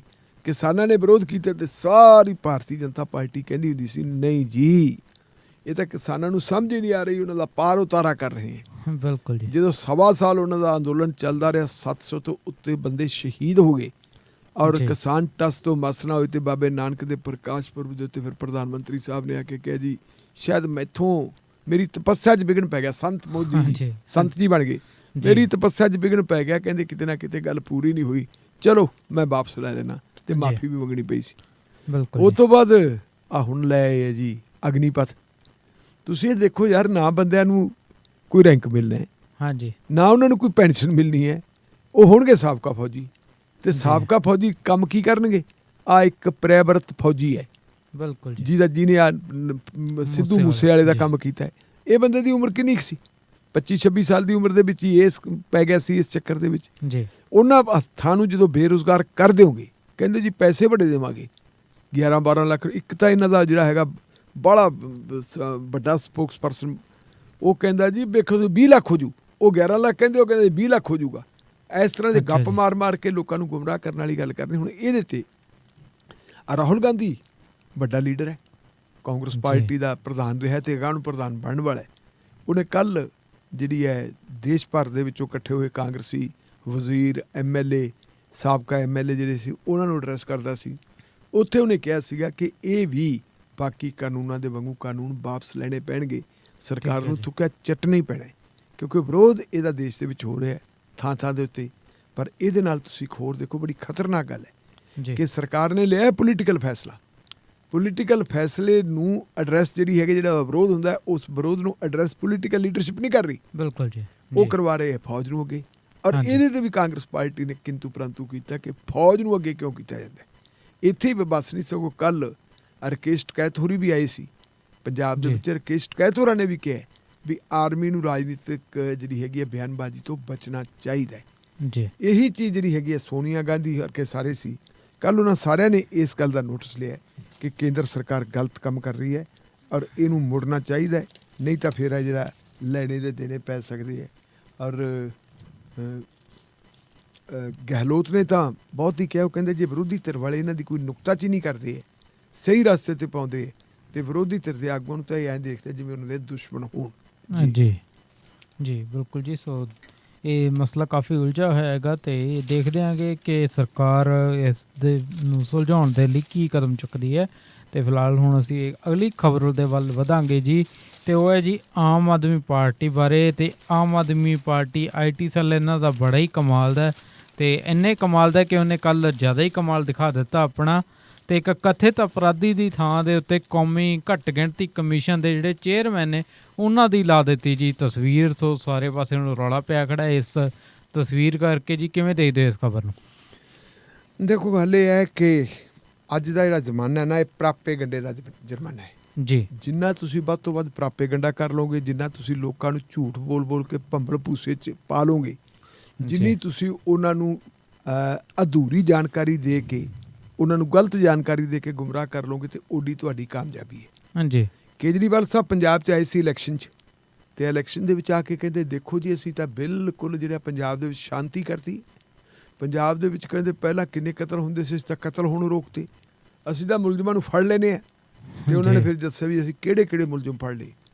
ਕਹਿੰਦੇ ਜੀ ਉਹ ਪੰਜਾਬ ਦੇ ਵਿੱਚ ਜਿਹੜਾ ਹੈਗਾ ਮੋਹਾਲੀ 'ਚ ਇੰਟੈਲੀਜੈਂਸ ਦਾ ਹੈੱਡਕੁਆਟਰ, ਉਹਦੇ 'ਤੇ ਹਮਲਾ ਹੋਇਆ ਸੀ ਤੇ ਉਹ ਅਸੀਂ ਬੰਦੇ ਫੜ ਲਏ ਸਾਰੇ। ਅੱਜ ਤੱਕ ਇਹ ਨਹੀਂ ਪਤਾ ਵੀ ਹਮਲਾ ਕਿਹਨੇ ਕੀਤਾ। ਬਿਲਕੁਲ ਨੰਗਾ ਚਿੱਟਾ ਝੂਠ ਬੋਲਿਆ। ਫਿਰ ਕਹਿੰਦੇ ਜੀ ਉਹ ਸੰਦੀਪ ਸਿੰਘ ਨੰਗਲ ਅੰਬੀਆਂ ਕਬੱਡੀ ਦਾ ਖਿਡਾਰੀ ਸੀ, ਉਹਨੂੰ ਕਿਸ ਨੇ ਮਾਰਤਾ। ਉਹਦੇ ਬੰਦੇ ਕਹਿੰਦੇ ਦੇਖੋ ਜੀ ਫੜ ਲਏ ਜਲੰਧਰ ਪੁਲਿਸ ਨੇ। ਉਹ ਤੁਸੀਂ ਦੇਖ ਲਿਆ ਹੋਣਾ ਹਰਗੋਬਿੰਦ ਸਿੰਘ, ਬਿਲਕੁਲ ਜੀ, ਜਿਹੜਾ ਇਹ ਸਪੈਸ਼ਲ ਆਪਣਾ ਤੁਹਾਡਾ ਕਮਿਸ਼ਨਰ ਹੈ ਦਿੱਲੀ ਪੁਲਿਸ ਦੇ। ਉਹਨਾਂ ਨੇ ਕੱਲ ਪ੍ਰੈਸ ਕਾਨਫਰੰਸ ਕੀਤੀ। ਉਹ ਕਹਿੰਦੇ ਉਹ ਤਾਂ ਅਸੀਂ ਫੜੇ ਸੀ, ਅਸੀਂ ਫੜ ਕੇ ਇਹਨਾਂ ਨੂੰ ਦੱਸਤਾ ਤੁਹਾਡੇ ਬੰਦੇ ਸਾਡੇ ਕੋਲ ਫੜੇ, ਉਹ ਲੈ ਜਾਓ। ਉਹ ਲੈ ਗਏ। ਬਗਾਨੀ ਸ਼ਾਹ ਤੇ ਮੁੱਛਾਂ ਬਣਾਉਣ ਵਾਲੀ ਗੱਲ ਫੜੇ ਉਹਨਾਂ ਨੇ। ਪ੍ਰੈਸ ਕਾਨਫਰੰਸ ਇਹਨਾਂ ਨੇ ਕਰਤੀ, ਕਹਿੰਦੇ ਆ ਲਓ ਜੀ ਅਸੀਂ ਬੜੀ ਵੱਡੀ ਪ੍ਰਾਪਤੀ ਕਰਤੀ। ਫਿਰ ਕਹਿੰਦੇ ਜੀ ਸਿੱਧੂ ਮੂਸੇਵਾਲੇ ਦੇ ਕਤਲ ਵੀ ਸਾਰੇ ਕਹਿੰਦੇ ਪਤਾ ਲੱਗ ਗਿਆ ਜੀ, ਸਾਰੇ ਫੜ ਲਏ। ਹਾਂਜੀ। ਤੇ ਉਹ ਫੜੇ ਕਿੰਨੇ ਕੁ ਅਜੇ ਤੱਕ ਇਹਨਾਂ ਨੂੰ ਇਹ ਨਹੀਂ ਪਤਾ ਵੀ ਮਾਰਨ ਵਾਲੇ ਕੌਣ ਸੀ। ਬਿਲਕੁਲ ਜੀ। ਇੱਕ ਬੰਦਾ ਫੜ ਲਿਆ ਕੇਕੜਾ ਕੇ ਕਾਕੜਾ ਹੈ। ਉਹ ਕਹਿੰਦੇ ਜੀ ਆ ਕੇਕੜਾ ਹੈ ਤੇ ਕੇਕੜੇ ਨੇ ਉਹਦੀ ਰੈਕੀ ਕੀਤੀ ਸੀ। ਉਹ ਗੱਲ ਤਾਂ ਇਹਨਾਂ ਦੀ ਸਹੀ ਹੈ, ਲੇਕਿਨ ਹੁਣ ਜਿਹੜੇ ਉਹਨਾਂ ਨੇ ਬੰਦੇ ਫੜੇ ਦਿੱਲੀ ਪੁਲਿਸ ਵਾਲਿਆਂ ਨੇ, ਪ੍ਰਿਆਵਰਤ ਫੌਜੀ ਤੇ ਇੱਕ ਹੋਰ, ਉਹਨਾਂ ਤੋਂ ਤਾਂ ਅਸਲਾ ਵੀ ਬਰਾਮਦ ਹੋ ਗਿਆ, ਜਿਹੜਾ ਉਹ ਨਾਲ ਐਕਸਟਰਾ ਅਸਲਾ ਲੈ ਕੇ ਆਏ ਸੀ। ਬਿਲਕੁਲ ਉਹਦੀ ਵੀ ਗੱਲ ਇਹਨਾਂ ਨੇ ਕਹਿ ਦਿੱਤੀ ਸੀ। ਤੇ ਆ ਜਿਹੜੀ ਹੁਣ ਨਵੀਂ ਗੱਲ ਕਹੀ ਇਹਨਾਂ ਨੇ, ਇਹ ਤਾਂ ਕਮਾਲ ਹੀ ਕਰਦੀ। ਬਿਲਕੁਲ ਜੀ। ਸੋ ਕੱਲ ਮੈਂ ਵੀ ਜਦੋਂ ਉਹਨਾਂ ਦਾ ਪੇਜ ਦੇਖਿਆ ਸੀਗਾ ਤਾਂ ਮੈਂ ਵੀ ਤਸਵੀਰ ਦੇਖ ਕੇ ਬੜਾ ਹੈਰਾਨ ਹੋਇਆ। ਸੋ ਪਹਿਲਾਂ ਤਾਂ ਮੈਨੂੰ ਵੀ ਸਮਝ ਨਾ ਆਈ, ਪਰ ਇੰਨੇ ਨੂੰ ਅੱਜ ਕੱਲ੍ਹ ਸੋਸ਼ਲ ਮੀਡੀਆ ਕਿਉਂਕਿ ਬੜਾ ਤੇਜ਼ ਹੈਗਾ ਤਾਂ ਫਿਰ ਬਾਕੀ ਪਾਸੇ ਵੀ ਰਿਐਕਸ਼ਨ ਆ ਗਏ ਸੀਗੇ ਤੇ ਮੈਨੂੰ ਫਿਰ ਪਤਾ ਲੱਗ ਗਿਆ ਕਿ ਜੋ ਮੇਰਾ ਸ਼ੱਕ ਹੈ ਉਹ ਬਿਲਕੁਲ ਸਹੀ ਹੋਈ ਸੀਗਾ। ਨਹੀਂ ਉਹ ਤਾਂ ਦੇਖੋ ਤੁਸੀਂ ਹੁਣ ਵੀ ਇਹਨਾਂ ਨੇ ਇੱਕ ਤਸਵੀਰ ਲਾਤੀ, ਇਲੈਕਸ਼ਨਾਂ ਚੱਲਦੀਆਂ ਨਾ। ਹਾਂਜੀ। ਇਲੈਕਸ਼ਨਾਂ ਦੇ ਵਿੱਚ ਜਿਹੜੀ ਉਹ ਹਰ ਚੀਜ਼ ਨੂੰ ਇਵੈਂਟ ਬਣਾਉਣ ਦਾ ਯਤਨ ਕੀਤਾ ਜਾਂਦਾ ਹੈ। ਬਿਲਕੁਲ ਜੀ। ਜੇ ਕੋਈ ਕੰਪੇਨ ਕਰਦੀ ਹੈ, ਪੁਲਿਸ ਕੰਮ ਕਰਦੀ ਹੈ, ਪੁਲਿਸ ਦੀ ਸ਼ਾਬਾਸ਼ੀ ਹੋਣੀ ਚਾਹੀਦੀ ਹੈ। ਸਰਕਾਰੀ ਮਸ਼ੀਨਰੀ ਕਿਤੇ ਹੋਰ ਕੰਮ ਕਰਦੀ ਹੈ, ਉਹਨੂੰ ਸ਼ਾਬਾਸ਼ੀ ਮਿਲਣੀ ਚਾਹੀਦੀ ਹੈ। ਜੀ। ਵਿਜੀਲੈਂਸ ਵਾਲਿਆਂ ਨੇ ਫੜੇ ਤਾਂ ਸੀਗੇ ਇੱਕ ਠੇਕੇਦਾਰ ਤੇ ਇੱਕ DFO। ਉਹਨਾਂ ਦੀ ਪੁੱਛਗਿੱਛ ਕੀਤੀ ਤੇ ਉਸ ਪੁੱਛਗਿੱਛ ਦੇ ਵਿੱਚੋਂ ਨਿਕਲਿਆ ਕਿ ਸਾਧੂ ਸਿੰਘ ਧਰਮਸੋਤ ਵੀ ਪੈਸੇ ਲੈਂਦਾ ਹੁੰਦਾ ਸੀ, ਉਹਨਾਂ ਨੇ ਉਹ ਫੜ ਲਿਆ। ਜੀ। ਉਹਦੇ ਵਿੱਚੋਂ ਹੋਰ ਨਿਕਲਦੀ ਹੈ ਗੱਲ ਤੇ ਉਹਨਾਂ ਨੇ ਹੋਰਾਂ ਬੰਦਿਆਂ ਨੂੰ ਵੀ ਟੰਗ ਲਿਆ। ਇਹਦੇ ਵਿੱਚ ਵਿਜੀਲੈਂਸ ਦੀ ਕਾਬਲੀਅਤ ਹੈ। ਵਿਜੀਲੈਂਸ ਦਾ ਜਿਹੜਾ ਮੁਖੀ ਹੈ ਬਰਿੰਦਰ ਕੁਮਾਰ, ਉਹਦੀ ਜਿਹੜੀ ਹੈਗੀ ਹੈ ਇਨੀਸ਼ੀਏਟਿਵ, ਉਹਦੀ ਪਹਿਲ ਕਦਮੀ ਹੈ। ਬਿਲਕੁਲ। ਉਹਦੀ ਜਿਹੜੀ ਉਹਦੀ ਆਪਣੇ ਪ੍ਰੋਫੈਸ਼ਨ ਦੇ ਪ੍ਰਤੀ ਬੰਦੇ ਦੀ ਪ੍ਰਤੀਬੱਧਤਾ ਉਹ ਹੈ, ਉਹਦੀ ਗੱਲ ਕਰਨੀ ਚਾਹੀਦੀ। ਤੁਸੀਂ ਆਮ ਆਦਮੀ ਪਾਰਟੀ ਨੇ ਕੀ ਕੀਤਾ? ਆਮ ਆਦਮੀ ਪਾਰਟੀ ਨੇ ਲਾਤੇ ਬੋਰਡ, ਆਪਣੇ ਪੇਜਾਂ ਤੇ ਪਾਤੇ, ਦਵਾ ਪਾਤੇ, ਲਓ ਜੀ ਕਹਿੰਦੇ ਅਸੀਂ ਫੜ ਲਏ। ਛੱਡਦੇ ਨਹੀਂ ਜਿਹਨੂੰ ਅਸੀਂ ਫੜ ਲਈਏ, ਤੇ ਅਸੀਂ ਤਾਂ ਕੋਈ ਛੱਡਿਆ ਹੀ ਨਹੀਂ। ਕਹਿੰਦੇ ਜੀ ਅਸੀਂ ਜਿਹੜੇ ਚੋਰ ਸੀ ਨਾ ਸਾਰੇ ਚੋਰ ਫੜ ਲਏ। ਜੀ। ਉਹਨਾਂ ਚੋਰਾਂ ਦੇ ਵਿੱਚ ਕਹਿੰਦੇ ਜੀ ਸਾਧੂ ਸਿੰਘ ਧਰਮਸੋਤ, ਉਹਦੀ ਫੋਟੋ ਲਾਤੀ। ਉਹ ਜੋਗਿੰਦਰ ਕੁਮਾਰ ਭੋਆ ਹੈ, ਉਹਦੀ ਲਾਤੀ, ਉਹ ਵੀ ਫੜ ਲਿਆ ਸੀ। ਸੰਗਤ ਸਿੰਘ ਗਿਲਜੀਆਂ, ਉਹ ਵੀ ਉਹਦੀ ਫੋਟੋ ਲਾਤੀ। ਪਹਿਲੀ ਗੱਲ ਤਾਂ ਸੰਗਤ ਸਿੰਘ ਗਿਲਜੀਆਂ ਅਜੇ ਤੱਕ ਇਹਨਾਂ ਤੋਂ ਫੜੇ ਹੀ ਨਹੀਂ ਗਏ। ਬਿਲਕੁਲ ਜੀ। ਉਹ ਅਜੇ ਤੱਕ ਬਾਹਰ ਹੈ। ਜੀ। ਜਿਹੜਾ ਤੁਹਾਡਾ ਸਾਧੂ ਸਿੰਘ ਧਰਮਸੋਤ ਹੈ ਉਹ ਅੰਦਰ ਹੈ, ਕੋਈ ਸ਼ੱਕ ਨਹੀਂ। ਜੋਗਿੰਦਰਪਾਲ ਜਿਹੜਾ ਭੋਆ ਵਾਲਾ MLA ਸੀ, ਉਹਨੂੰ ਫੜ ਲਿਆ ਸੀ। ਉਹ ਬੰਦਾ ਦਿਲ ਦਾ ਪੇਸ਼ੈਂਟ ਸੀ, ਬਿਮਾਰ ਹੋ ਗਿਆ, ਫਿਰ ਉਹਨੂੰ PGI ਦਾਖਲ ਕਰਾਇਆ ਗਿਆ। ਉਹਨੂੰ ਇੰਟਰਮ ਬੇਲ ਮਿਲ ਗਈ ਹਾਈ ਕੋਰਟ ਤੋਂ, ਅਦਾਲਤ ਨੇ ਉਹਨੂੰ ਇੰਟਰਮ ਬੇਲ ਦਿੱਤੀ, ਉਹ ਵੀ ਬਾਹਰ ਹੈ। ਰਹੀ ਗੱਲ ਇਕਬਾਲ ਸਿੰਘ ਲਾਲਪੁਰਾ ਦੀ, ਜੀ ਨਾਂ ਲਿਖਤਾ ਇਕਬਾਲ ਸਿੰਘ ਲਾਲਪੁਰਾ, ਕਹਿੰਦੇ ਇਹ ਵੀ ਫੜ ਲਿਆ। ਇਕਬਾਲ ਸਿੰਘ ਲਾਲਪੁਰਾ ਤਾਂ ਕਦੇ ਇੱਕ ਦਿਨ ਅੰਦਰ ਨਹੀਂ ਗਿਆ। ਇਕਬਾਲ ਸਿੰਘ ਲਾਲਪੁਰਾ ਇੱਕ ਪੁਲਿਸ ਅਫਸਰ ਸੀ। ਉਹਨੇ ਇੱਕ ਛੋਟੇ ਕਰਮਚਾਰੀ ਵਜੋਂ ਪੁਲਿਸ ਦੇ ਵਿੱਚ ਨੌਕਰੀ ਲਈ। ਆਪਦੀ ਕਾਬਲੀਅਤ ਦੇ ਨਾਲ ਉਹ ਬੰਦਾ IPS ਹੋ ਗਿਆ। DIG ਦੇ ਰੈਂਕ ਤੱਕ ਉਹ ਬੰਦਾ ਪਹੁੰਚਿਆ। ਇੰਟੈਲੀਜੈਂਸ ਦੇ ਵਿੱਚ ਉਹ ਬੰਦਾ ਕੰਮ ਕਰਦਾ ਸੀ। ਸਰਦਾਰ ਪ੍ਰਕਾਸ਼ ਸਿੰਘ ਬਾਦਲ ਉਹ ਤੋਂ ਉਚੇਚੀ ਤੌਰ ਤੇ ਉਹਨੂੰ ਮਿਲਦਾ ਹੁੰਦਾ ਸੀ ਜਾਣਕਾਰੀ ਲੈਣ ਵਾਸਤੇ ਕਿ ਜੀ ਕਿਵੇਂ ਕੀ ਕੁਛ ਕਰੀਏ। ਬੰਦੇ ਨੇ ਕਿਤਾਬਾਂ ਕਈ ਲਿਖੀਆਂ। ਬਿਲਕੁਲ। ਉਹਦੇ ਨਾਲ ਮਤਭੇਦ ਹੈਗੇ ਕਿ ਉਹ ਗੁਰਸਿੱਖ ਬੰਦਾ ਜਿਹਨੇ ਸੰਤ ਭਿੰਡਰਾਂ ਵਾਲਿਆਂ ਨੇ ਜਦੋਂ ਉਹਨਾਂ ਨੂੰ ਚੌਕ ਮਹਿਤਾ ਦੇ ਵਿੱਚ ਉਹਨਾਂ ਨੇ ਗ੍ਰਿਫਤਾਰੀ ਦਿੱਤੀ ਸੀ, ਉਹਨਾਂ ਦੀ ਕੰਡੀਸ਼ਨ ਸੀ ਕਿ ਮੈਨੂੰ ਗ੍ਰਿਫਤਾਰ ਕਰਨ ਵਾਸਤੇ ਗੁਰਸਿੱਖ ਹੋਣਾ ਚਾਹੀਦਾ। ਬਿਲਕੁਲ ਜੀ। ਔਰ ਉਹਦੀ ਗ੍ਰਿਫਤਾਰੀ ਦੇ ਕਾਗਜ਼ਾਂ ਤੇ ਦਸਤਖਤ ਇਕਬਾਲ ਸਿੰਘ ਲਾਲਪੁਰਾ ਦੇ ਸੀ। ਠੀਕ ਹੈ ਜੀ। ਇਹ ਬੰਦਾ ਮਤਲਬ ਗੁਰਸਿੱਖ ਹੈਗਾ ਤੇ ਹੁਣ ਉਹ ਬੰਦਾ ਭਾਰਤੀ ਜਨਤਾ ਪਾਰਟੀ ਜਾਵੇ, ਉਹਦੀ ਨੁਕਤਾਚੀਨੀ ਨਹੀਂ ਇਸ ਪੱਖ ਤੋਂ ਤਾਂ ਹੋ ਸਕਦੀ ਹੈ ਕਿ ਤੂੰ ਭਾਈ ਭਾਰਤੀ ਜਨਤਾ ਪਾਰਟੀ ਜਿਹੜੀ ਇੱਕ ਕਮਿਊਨਲ ਪਾਰਟੀ ਹੈ ਉਹਦੇ 'ਚ ਕਿਉਂ ਜਾਣਾ। ਇਹ ਗੱਲ ਤਾਂ ਕਰਨ, ਪਰ ਮਾਂ ਦੇ ਪੁੱਤਾਂ ਨੇ ਕਹਿੰਦੇ ਜੀ ਇਹ ਵੀ ਭ੍ਰਿਸ਼ਟਾਚਾਰੀ ਹੈ। ਇਕਬਾਲ ਸਿੰਘ ਲਾਲਪੁਰਾ ਭਾਰਤੀ ਜਨਤਾ ਪਾਰਟੀ ਵੱਲੋਂ ਚੋਣ ਵੀ ਲੜ ਚੁੱਕਿਆ 2022 ਦੀਆਂ ਚੋਣਾਂ। ਜੀ ਬਿਲਕੁਲ ਜੀ। ਉਹ ਪਹਿਲਾਂ ਵੀ ਉਹ ਘੱਟ ਗਿਣਤੀ ਕਮਿਸ਼ਨ ਦਾ ਚੇਅਰਮੈਨ ਸੀ ਜੀ, ਤੇ ਦੁਬਾਰਾ ਫੇਰ ਉਹਨੂੰ ਹੁਣ ਘੱਟ ਗਿਣਤੀ ਕਮਿਸ਼ਨ ਦਾ ਚੇਅਰਮੈਨ ਬਣਾਤਾ। ਇਹਨਾਂ ਨੇ ਆਪਦੀ ਬੱਲੇ ਬੱਲੇ ਕਰਵਾਉਣ ਵਾਸਤੇ ਇੱਕ ਸਰਦਾਰ, ਚੰਗਾ ਭਲਾ ਸਰਦਾਰ, ਚਲੋ ਇਹ ਵੱਖਰੀ ਗੱਲ ਹੈ, ਉਹਦੀ ਪੋਲੀਟੀਕਲ ਸੋਚ ਕੁਛ ਹੋਰ ਆ, ਉਹਦੀ ਵਿਚਾਰਧਾਰਾ ਹੋਰ ਹੈ, ਪਰ ਹੈ ਤਾਂ ਸਾਬਤ ਸਬੂਤ ਸਿੱਖ। ਉਹਨੂੰ ਬਦਨਾਮ ਕਰਤਾ ਤੇ ਹੁਣ ਉਹਨੇ ਕਿਹਾ ਕਿ ਮੈਂ ਨੋਟਿਸ ਵੀ ਦੇਤੇ ਉਹਨੇ। ਬਿਲਕੁਲ, ਉਹਨੇ ਕੇਜਰੀਵਾਲ ਨੂੰ ਵੀ ਨੋਟਿਸ ਦਿੱਤਾ ਤੇ ਭਗਵੰਤ ਮਾਨ ਨੂੰ ਵੀ ਨੋਟਿਸ ਦਿੱਤਾ। ਪਰ ਮੇਰੇ ਖਿਆਲ ਮੁਤਾਬਕ ਭਗਵੰਤ ਮਾਨ ਤਾਂ ਸ਼ਾਇਦ ਜੇ ਮਾੜਾ ਮੋਟਾ ਅੜ ਜੇ ਜੀ ਮੈਂ ਨਹੀਂ ਕੀਤਾ ਭਲਾ। ਕੇਜਰੀਵਾਲ ਤਾਂ ਫਿਰ ਤੁਹਾਨੂੰ ਪਤਾ ਵੀ ਮਾਫੀ ਮੰਗਣ ਲੱਗਾ ਮਿੰਟ ਲਾਉਂਦਾ ਹੁੰਦਾ ਜੀ। ਉਹਨੇ ਕੱਲੀ ਬਿਕਰਮ ਮਜੀਠੀਆ ਤੋਂ ਨਹੀਂ ਮਾਫੀ ਮੰਗੀ, ਉਹਨੇ ਅਰੁਣ ਜੇਤਲੀ ਤੋਂ ਵੀ ਮਾਫੀ ਮੰਗੀ ਸੀ। ਮਤਲਬ ਬਿਲਕੁਲ ਜਿਹੜੀ ਹੈ ਨਾ, ਜਿਹੜੀ ਗੋਬਲ ਦੀ ਲਾਈਨ ਦੇ ਉੱਤੇ ਚੱਲਣ ਵਾਲੀ ਗੱਲ ਹੈ ਸਾਡੇ ਸਿਆਸਤਦਾਨਾਂ ਦੀ, ਕਿ ਇੱਕ ਝੂਠ ਨੂੰ 100 ਵਾਰ ਦੁਹਰਾ ਦਿਓ ਤੇ ਲੋਕ ਉਹਨੂੰ ਸੱਚ ਮੰਨ ਲੈਣਗੇ। ਉਸ ਲਾਈਨ ਦੇ ਉੱਤੇ ਚੱਲਣ ਦੀ ਇੱਕ ਮਤਲਬ ਮਿਸਾਲ ਕਹਿ ਸਕਦੇ ਹਾਂ ਆਪਾਂ ਇਹਨੂੰ।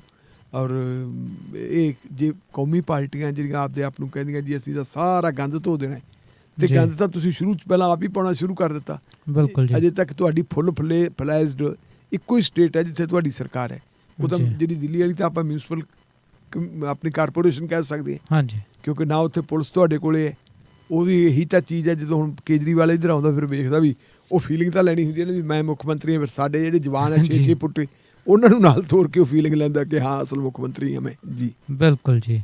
ਸੋ ਇਹ ਤਾਂ ਸੀ ਜੀ ਆਮ ਆਦਮੀ ਪਾਰਟੀ ਦੀ ਗੱਲ। ਤੇ ਹੁਣ ਪੰਜਾਬ ਦੀ ਗੱਲ ਕਰੀਏ ਤਾਂ ਪੰਜਾਬ ਦੇ ਵਿੱਚ ਗੈਂਗਸਟਰਾਂ ਦਾ ਮੁੱਦਾ ਜਿਹੜਾ ਬਹੁਤ ਭਾਰੀ ਚੱਲ ਰਿਹਾ ਹੈ, ਤੇ ਗੈਂਗਸਟਰਾਂ ਦੇ ਨਾਲ ਹੀ ਥਾਂ ਥਾਂ ਦੇ ਉੱਤੇ ਕਤਲੋਗਾਰਤ ਹੋਵੇ, ਕਦੇ ਗੋਲੀਆਂ ਚੱਲਣ ਦਾ ਮਸਲਾ ਹੋਵੇ, ਜਾਲਸਾਜੀ ਹੋਵੇ, ਫਿਰੌਤੀ ਮੰਗਣਾ ਹੋਵੇ, ਇੱਦਾਂ ਦੇ ਮਾਮਲੇ ਵੀ ਜਿਹੜੇ ਚਰਚਾ ਦੇ ਵਿੱਚ ਬਣੇ ਹੋਏ ਨੇ। ਤੇ ਇੱਕ ਮਾਮਲਾ ਇਸ ਸੀਗਾ ਦਵਿੰਦਰ ਬੰਬੀਹਾ ਦੇ ਪਿੰਡ ਤੋਂ, ਜਿਹੜਾ ਕਿ ਇੱਕ ਸਾਬਕਾ ਗੈਂਗਸਟਰ ਹੀ ਰਿਹਾ ਹੈਗਾ ਤੇ ਮਰਹੂਮ ਹੈ, ਤੇ ਉਸ ਦੇ ਪਿੰਡ ਦੇ ਵਿੱਚ ਹੋਈ ਸੀਗੀ ਫਾਇਰਿੰਗ, ਤੇ ਹੁਣ ਉਹ ਮਾਮਲਾ ਨਿਕਲਿਆ ਜਾਲੀ। ਕਿਵੇਂ ਦੇਖਦੇ ਹੋ ਜੀ ਇਸ ਖਬਰ ਨੂੰ? ਦੇਖੋ, ਗੱਲ ਇਹ ਕਿ ਉੱਥੇ ਆਪਣਾ ਸਰਦਾਰ ਤਰਲੋਚਨ ਸਿੰਘ ਨਾਂ ਦਾ ਇੱਕ ਸ਼ਖਸ ਹੈ ਜੀ, ਉਹ ਆਪ ਲਾਇਸੈਂਸਦਾਰ ਹੈ ਸ਼ਾਇਦ। ਉਹਦੇ ਮੁੰਡੇ ਨੇ ਲਾਇਸੈਂਸ ਵਾਸਤੇ ਅਪਲਾਈ ਕੀਤਾ ਸੀ ਕਿ ਮੈਨੂੰ ਅਸਲਾ ਲਾਇਸੈਂਸ ਦੇ ਦਿਓ। ਠੀਕ ਹੈ ਜੀ। ਲੇਕਿਨ ਉਹਦੀ ਫਾਈਲ ਹੈ ਜਿਹੜੀ ਉਹ ਪ੍ਰਸ਼ਾਸਨਿਕ ਅਧਿਕਾਰੀਆਂ ਨੇ ਰੱਦ ਕਰਤੀ ਵੀ ਨਹੀਂ, ਤੈਨੂੰ ਅਸਲਾ ਲਾਇਸੈਂਸ ਨਹੀਂ ਮਿਲ ਸਕਦਾ। ਠੀਕ ਹੈ ਜੀ। ਉਧਰੋਂ ਫਿਰ ਕੰਮ ਇਹ ਚੱਲ ਪਿਆ ਗੈਂਗਸਟਰਾਂ ਵਾਲਾ ਕਿ ਜੀ ਇਹ ਧਮਕੀਆਂ ਦਿੰਦੇ। ਫਿਰ ਸਕੀਮ ਬਣਾਈ, ਕਿਉਂਕਿ ਤਰਲੋਚਨ ਸਿੰਘ ਹੋਰਾਂ ਨੇ ਜਾਣਾ ਬਾਹਰ, ਉਹਨਾਂ ਦਾ ਵਿਦੇਸ਼ ਜਾਣ ਦਾ ਇਰਾਦਾ ਸੀ, ਤਾਂ ਮੇਰੇ ਖਿਆਲ ਵਿੱਚੇ ਰਹਿ ਗਿਆ। ਉਹਨਾਂ ਨੇ ਵਿਦੇਸ਼ ਜਾਣਾ ਸੀਗਾ ਤੇ ਉਹ ਕਹਿੰਦੇ ਕੋਈ ਗੱਲ ਨਹੀਂ ਆਪਾਂ ਲਾਇਸੈਂਸ ਬਣਾ ਲੈਂਦੇ ਹਾਂ। ਇਹਦੇ ਵਾਸਤੇ ਫਿਰ ਉਹਨਾਂ ਨੇ ਇੱਕ ਤਰਕੀਬ ਬਣਾਈ, ਉਹਨਾਂ ਨੂੰ ਜਾਂ ਸੁਝੀ। ਉਹ ਕਹਿੰਦੇ ਜੀ ਸਾਨੂੰ ਜਿਹੜੇ ਹੈ ਨਾ ਗੈਂਗਸਟਰ ਜਿਹੜੇ ਹੈ ਗੋਲਡੀ ਬਰਾਡੋਰੀ, ਉਹ ਧਮਕੀਆਂ ਦਿੰਦੇ ਜੀ। ਉਹਨਾਂ ਨੇ ਕਿਹਾ ਵੀ ਜਾਂ ਤਾਂ ਇੰਨੇ ਪੈਸੇ ਦੇ ਦਿਓ, ਜੇ ਪੈਸੇ ਨਾ ਦਿਓ ਤਾਂ ਤੁਹਾਨੂੰ ਉਡਾ ਦੇਵਾਂਗੇ। ਥਾਣੇ ਜਾ ਕੇ ਇਤਲਾਹ ਦਿੱਤੀ, ਸਾਰਾ ਕੁਛ ਕਰ ਲਿਆ। ਨਾ ਉਹਨਾਂ ਨੇ CCTV ਆਪਦੇ ਘਰ ਅੱਗੇ ਲਾਏ, ਨਾ ਕੁਛ ਵੀ ਨਾ ਕੀਤਾ। ਕੁਛ ਦਿਨ ਪਹਿਲਾਂ ਫਿਰ ਸਵੇਰੇ ਤੜਕੇ ਵੱਡੇ 3 ਵਜੇ ਕਹਿੰਦੇ ਜੀ ਫਾਇਰਿੰਗ ਹੋ ਗਈ। ਕੰਧਾਂ 'ਚ ਵੀ ਉਹਨਾਂ ਦੇ ਫਾਇਰ ਵੱਜੇ, ਤਖਤਿਆਂ 'ਚ ਵੀ ਫਾਇਰ ਵੱਜੇ ਜੀ। ਥਾਣੇ ਪਹੁੰਚ ਕੇ ਕਹਿੰਦੇ ਲਓ ਜੀ ਫਾਇਰਿੰਗ ਹੋ ਗਈ, ਸਾਨੂੰ ਤਾਂ ਮਾਰਤਾ, ਸਾਨੂੰ ਤਾਂ ਮਾਰ ਸਕਦੇ ਸੀ। ਮਤਲਬ ਇਹ ਸੀ ਵੀ ਜੇ ਉਹ ਥ੍ਰੈਟਨ ਪਰਸਨ 'ਚ ਆ ਜਾਣ ਤਾਂ ਲਾਇਸੈਂਸ ਦੁਬਾਰਾ ਅਪਲਾਈ ਕਰ ਦੇਣਗੇ ਤੇ ਲਾਇਸੈਂਸ ਮਿਲ ਜੂ। ਕਹਾਣੀ ਵਿੱਚੋਂ ਸੀ ਇਹ ਜੀ। ਲੇਕਿਨ ਗਾ ਪੁਲਿਸ ਵਾਲੇ ਵੀ ਤੁਹਾਨੂੰ ਪਤਾ ਉਹਨਾਂ ਨੇ ਦੇਖਿਆ ਜੀ ਵੀ ਕਿਸੇ ਬੰਦੇ ਦੀ ਕੋਈ ਪੈਡ ਹੋਵੇ, ਕਿਤੇ ਕੋਈ ਬੰਦੇ ਦੀ ਕੋਈ CCTV ਕੈਮਰਾ ਹੋਵੇ, ਕੋਈ ਕੁੱਤਾ ਭੌਂਕਿਆ ਹੋਵੇ, ਕਰਾ ਕੇ 48 ਘੰਟਿਆਂ ਦੇ ਵਿੱਚ ਹੀ ਕਹਿੰਦੇ ਵੀ ਨਹੀਂ ਭਾਈ ਗੱਲ ਤਾਂ ਕੁਛ ਹੋਰ ਹੈ। ਤੇ ਗੱਲ ਫਿਰ ਨਿਕਲ ਆਈ ਵੀ ਆਪਦੇ ਬੰਦਿਆਂ ਤੋਂ ਆਪ ਹੀ ਫਾਇਰਿੰਗ ਕਰਵਾਈ ਸੀ ਜੀ। ਹੁਣ ਇਹਦੇ 'ਚ ਜਸਪ੍ਰੀਤ ਜੇ ਆਪਾਂ ਦੇਖੀਏ ਸਾਡੇ ਸਿਸਟਮ ਦੀ ਵੀ ਖਾਮੀ ਇਹਦੇ 'ਚ। ਬਿਲਕੁਲ ਜੀ। ਜੇ ਕੋਈ ਬੰਦਾ ਲੋੜਵੰਦ ਹੈ, ਉਹ ਲਾਇਸੈਂਸ ਮੰਗਦਾ, ਉਹਨੂੰ ਲਾਇਸੈਂਸ ਦੇ ਦਿੱਤਾ ਜਾਵੇ। ਤੇ ਜੇ ਉਹੀ ਕਿਸੇ ਵੱਡੇ ਬੰਦੇ ਤੋਂ ਫੋਨ ਕਰਾ ਦਿੰਦੇ, ਕਿਸੇ MLA ਤੋਂ ਕਰਵਾ ਦਿੰਦੇ, ਕਿਸੇ ਪੁਲਿਸ ਅਫਸਰ ਤੋਂ ਕਰਵਾ ਦਿੰਦੇ, ਤਾਂ ਲਾਇਸੈਂਸ ਵੀ ਬਣ ਜਾਣਾ ਸੀ। ਆਪਣੇ ਬਠਿੰਡੇ ਦੇ ਵਿੱਚ ਮੈਨੂੰ ਪਤਾ ਹੈ ਉਹ ਬੰਦੇ ਜਿਹੜੇ ਆਪਦੇ ਆਪ ਨੂੰ ਬਹੁਤ ਮਤਲਬ ਕਹਿੰਦੇ ਹੁੰਦੇ ਸੀਗੇ ਜੀ ਅਸੀਂ ਤਾਂ ਸਿਆਸੀ ਪਾਵਰ ਦੀ ਦੁਰਵਰਤੋਂ ਨਹੀਂ ਕਰਦੇ, ਉਹਨਾਂ ਨੇ ਉਹਨਾਂ ਬੰਦਿਆਂ ਨੂੰ ਅਸਲੇ ਦੀਆਂ ਫਾਈਲਾਂ ਦਵਾਈਆਂ ਜਿਹੜੇ ਬੰਦੇ ਗੈਂਗਸਟਰ ਪੈਦਾ ਕਰਨ ਵਾਲੇ। ਅੱਛਾ ਜੀ। ਇੱਕ ਬੰਦੇ ਆਮ ਤੌਰ ਦੇ ਉੱਤੇ ਸਾਡੇ ਜਿਹੜੀ ਇੱਕ ਫਾਈਲ ਹੈ ਨਾ, ਜੇ ਤੁਸੀਂ ਫਾਈਲ ਲੈਣੀ ਹੋਵੇ ਤਾਂ ਰੈੱਡ ਕਰਾਸ ਵਾਲਿਆਂ ਨੂੰ 10,000 ਕਿ 20,000 ਰੁਪਇਆ ਦੇਣਾ ਪੈਂਦਾ। ਹੁਣ ਸ਼ਾਇਦ 25,000 ਕਰਤਾ। ਪਹਿਲਾਂ 10,000 ਸੀ, ਫਿਰ 20,000 ਸੀ, 25,000 ਕਰਤਾ। 25,000 ਰੁਪਇਆ ਦੇ ਕੇ ਤੁਸੀਂ ਫਾਈਲ ਲਓਗੇ, ਫਿਰ ਉਹ ਫਾਈਲ ਦੇ ਉੱਤੇ ਤੁਸੀਂ ਫਾਈਲ ਭਰ ਕੇ ਜਾਓਗੇ, ਥਾਣੇ ਜਾਓਗੇ, ਡਿਪਟੀ ਕੋਲੇ ਜਾਓਗੇ, SSP ਕੋਲੇ ਜਾਓਗੇ ਜੀ। ਕੀ ਪਤਾ ਕਦੋਂ ਕਹਿ ਦੇਣ ਜੀ ਰੱਦ। 25,000 ਰੁਪਇਆ ਲਾ ਕੇ ਜੇ ਤੁਹਾਡੀ ਫਾਈਲ ਰੱਦ ਹੋਣੀ ਹੈ ਤਾਂ ਲੋਕ ਫਿਰ ਇਹ ਜਿਹੜੀਆਂ ਜਾਲਸਾਜ਼ੀਆਂ ਕਰਨਗੇ। ਹੁਣ ਇੱਥੇ ਮੈਨੂੰ ਪਤਾ ਕਿ ਜਿਹੜੇ ਉਹ ਗੈਂਗਸਟਰਾਂ ਨੂੰ ਪੈਦਾ ਕਰਨ ਵਾਲਿਆਂ ਨੂੰ ਫਾਈਲਾਂ ਦਿੱਤੀਆਂ, ਉਹ ਇੱਥੇ ਸਾਡੇ MLA ਨੇ ਦਵਾਈਆਂ ਸੀ। ਵਜ਼ੀਰ ਵੀ ਬਣ ਗਿਆ ਸੀ ਵੀ ਦਿਓ ਜੀ। ਜੀ। ਔਰ 5-5 ਫਾਈਲਾਂ ਐ ਰੱਖੀ ਬੈਠੇ ਹੁੰਦੇ ਸੀ ਜਿਵੇਂ ਟੋਕਰੇ ਦੇ ਵਿੱਚ ਜਿਵੇਂ ਕਬੂਤਰ ਰੱਖੇ ਹੁੰਦੇ ਵੀ ਤੈਨੂੰ ਚਾਹੀਦੀ ਹੈ ਤੂੰ ਆ ਲੈ ਜਾ ਫਾਈਲ ਲੈ ਲੈ ਬਸ ਆਪਦਾ ਭਰ ਦੇ ਤੈਨੂੰ ਕੁਛ ਨਹੀਂ, ਔਰ ਬਗੈਰ ਕਿਸੇ ਪੈਸੇ ਤੋਂ। ਠੀਕ ਹੈ। ਉਹਨਾਂ ਤੇ ਕੋਈ ਪੈਸੇ ਨਹੀਂ, ਲੋਕਾਂ ਤੇ 25-25 ਹਜ਼ਾਰ ਰੁਪਈਆ, ਤੇ ਫਿਰ ਲੋਕ ਇਹ ਜਿਹੀਆਂ ਤਰਕੀਬਾਂ ਕਰਨਗੇ ਹੀ ਨਾ। ਇਸ ਕਰਕੇ ਕਸੂਰ ਉਹਨਾਂ ਦਾ ਨਹੀਂ, ਸਾਡੇ ਸਿਸਟਮ ਦਾ ਕਸੂਰ ਹੈ। ਜੇ ਤੁਸੀਂ ਲਾਇਸੈਂਸ ਦੇਣਾ ਤਾਂ ਸਾਰਿਆਂ ਨੂੰ ਇੱਕੋ ਪੱਖ ਤੋਂ ਦੇਖੋ ਵੀ ਕਿਹਨੂੰ ਦੇਣਾ ਕਿਹਨੂੰ ਨਹੀਂ ਦੇਣਾ। ਵੈਸੇ ਪਿਛਲੇ ਦਿਨਾਂ 'ਚ ਪੰਜਾਬ ਤੇ ਹਰਿਆਣਾ ਹਾਈ ਕੋਰਟ ਦਾ ਇੱਕ ਫੈਸਲਾ ਵੀ ਆ ਗਿਆ ਜੀ। ਉਹਦੇ ਵਿੱਚ ਉਹਨਾਂ ਨੇ ਕਹਿਤਾ ਕਿ ਇਹਦਾ ਮਤਲਬ ਨਹੀਂ ਕਿ ਤੁਸੀਂ ਹਰ ਇੱਕ ਨੂੰ ਜਵਾਬ ਦੇ ਦਿਓ। ਜੇ ਡਿਪਟੀ ਕਮਿਸ਼ਨਰ ਹੁਣ ਕਿਸੇ ਦਾ ਕਲੇਮ ਰੱਦ ਕਰੂਗਾ ਕਿ ਤੈਨੂੰ ਅਸਲ ਲਾਇਸੈਂਸ ਨਹੀਂ ਦੇਣਾ, ਤਾਂ ਡਿਪਟੀ ਕਮਿਸ਼ਨਰ ਨੂੰ ਨਾਲ ਕਾਰਨ ਦੱਸਣਾ ਪੈਣਾ। ਠੀਕ ਹੈ ਜੀ। ਕਾਰਨ ਲਿਖਣਾ ਪੈਣਾ ਕਿ ਇਹ ਕਾਰਨ ਕਰਕੇ ਨਹੀਂ ਦਿੰਦਾ। ਤੇ ਜੇ ਤੁਸੀਂ ਠੀਕ ਮੰਗਦੇ ਜਦ ਬੈਨ ਹੀ ਕਰ ਦਿਓ ਕਿ ਅਸਲ ਲਾਇਸੈਂਸ ਕਿਸੇ ਕੋਲ ਹੋਵੇ ਹੀ ਨਾ। ਤੇ ਜੇ ਖੁੱਲੇ ਹੈ ਤਾਂ ਫਿਰ ਆਮ ਲੋਕਾਂ ਨੂੰ ਵੀ ਮਿਲਣਾ ਚਾਹੀਦਾ। ਜੇ ਪਿਓ ਨੇ ਬਾਹਰ ਜਾਣਾ ਤਾਂ ਪੁੱਤ ਨੂੰ ਤਾਂ ਘੱਟੋ ਘੱਟ ਆਪਦੀ ਜਿਹੜੀ ਹੈਗੇ ਜਾਨ ਤੇ ਮਾਲ ਦੀ ਰਾਖੀ ਲਈ ਵੈਪਨ ਚਾਹੀਦਾ ਹੀ ਹੈ ਨਾ। ਬਿਲਕੁਲ ਜੀ। ਜੀ। ਸੋ ਇਹ ਸਨ ਅੱਜ ਦੀਆਂ ਜੀ ਪ੍ਰਮੁੱਖ ਖਬਰਾਂ। ਇਹਨਾਂ ਦੇ ਉੱਤੇ ਗੱਲਬਾਤ ਕਰਨ ਦੇ ਲਈ ਸਰਦਾਰ ਬਖਤੌਰ ਸਿੰਘ ਜੀ ਢਿੱਲੋਂ ਜੀ ਤੁਹਾਡਾ ਬਹੁਤ ਬਹੁਤ ਧੰਨਵਾਦ ਜੀ। ਮਿਹਰਬਾਨੀ, ਸ਼ੁਕਰੀਆ ਜੀ। ਸੋ ਪਿਆਰੇ ਸਰੋਤਿਓ, ਇਹ ਸੀ ਅੱਜ ਦੀਆਂ ਬਹੁਤ ਖਾਸ ਖਬਰਾਂ ਜੀ। ਤੇ ਪ੍ਰੋਗਰਾਮ ਸ਼ਮਾਦਾਨ ਰਹੇਗਾ ਇਸੇ ਪ੍ਰਕਾਰ ਜਾਰੀ। ਤੇ ਮਿਲਦੇ ਹਾਂ ਜੀ ਆਪਾਂ ਇੱਕ ਬ੍ਰੇਕ ਤੋਂ ਬਾਅਦ। ਤੁਸੀਂ ਸੁਣਦੇ ਰਹੋ ਸ਼ਮਾਦਾਨ। ਜੀ ਹਾਂ, Akal truck and trailer centre Winnipeg Canada, ਜਿਹੜੇ ਹਰ ਤਰ੍ਹਾਂ ਦੀ ਮੇਜਰ ਤੇ minor truck and trailer repair ਕਰਦੇ ਹਨ, DOT ਸੇਫਟੀ ਇੰਸਪੈਕਸ਼ਨਸ ਕਰਦੇ ਹਨ। ਇਹ ਹਰ ਤਰ੍ਹਾਂ ਦੀ ਬ੍ਰੇਕਾਂ ਦੇ ਕੰਮ ਤੋਂ ਲੈ ਕੇ suspension, tyre installation, electric and diagnose, rebuild, transmission, differential ਤੇ ਕਲਚ ਜੌਬਸ, ਆਇਲ ਚੇਂਜ, ਹਰ ਇੱਕ ਕੰਮ ਬੜੀ ਤਸੱਲੀ ਨਾਲ ਕਰਦੇ हैं जी। ਇਹ MPI ਅਪਰੂਵਡ ਨੇ ਔਰ ਹਾਂ ਇਹ ਸੀਜ਼ਨਲ ਸਰਵਿਸਿਜ਼ ਵੀ ਪ੍ਰੋਵਾਈਡ ਕਰਦੇ हैं। 24 ਘੰਟੇ 7 ਦਿਨ ਦੀ ਸਰਵਿਸਿਜ਼ ਲਈ ਤੇ ਵਧੇਰੇ ਜਾਣਕਾਰੀ ਲਈ ਕਾਲ ਕਰੋ 204 459 2000 ਜਾਂ ਫਿਰ ਕਾਲ ਕਰੋ 204 777 0460। ਓਏ ਮੇਰੇ ਵੀਰ, ਮੈਨੂੰ ਬਸ ਇੱਕ ਗੱਲ ਦੱਸ ਦੇ ਵੀ ਆ ਜਿਹੜੀ ਤੂੰ ਟਰੈਵਲਿੰਗ ਕਰਦਾ ਤੇ ਉਹਦੇ ਤੋਂ ਬਾਅਦ ਫਰੈਸ਼ ਰਹਿਣਾ, ਇਹਦਾ ਰਾਜ਼ ਕੀ ਹੈ? ਇਹਦਾ ਰਾਜ਼ ਹੈ Arlington fuel stop. Arlington fuel stop 1801 pioneer street highway exit 208 ਤੇ, ਜਿੱਥੇ ਤੁਹਾਨੂੰ ਫ੍ਰੀ ਕਾਫੀ, free fax service, free truck parking, ਰੋਟੀ, ਠੇਕਾ, ਲਾਂਡਰੀ, ਸ਼ਾਵਰ ਤੇ ਟਰੱਕਾਂ ਦਾ ਹੋਰ ਵੀ ਸਾਮਾਨ ਆਸਾਨੀ ਨਾਲ ਮਿਲੇਗਾ। ਹੁਣੇ ਕਾਲ ਕਰੋ 360 652 6066 ਯਾਨੀ 360652 6066। ਇਹ ਦੋ ਲੋਕੇਸ਼ਨਾਂ ਤੋਂ ਸੇਵਾਵਾਂ ਪ੍ਰਦਾਨ ਕਰਦੇ ਨੇ। Second location Lost Hill travel centre 14814 Aloma street, Lost Hills. Phone number 661 797 2354।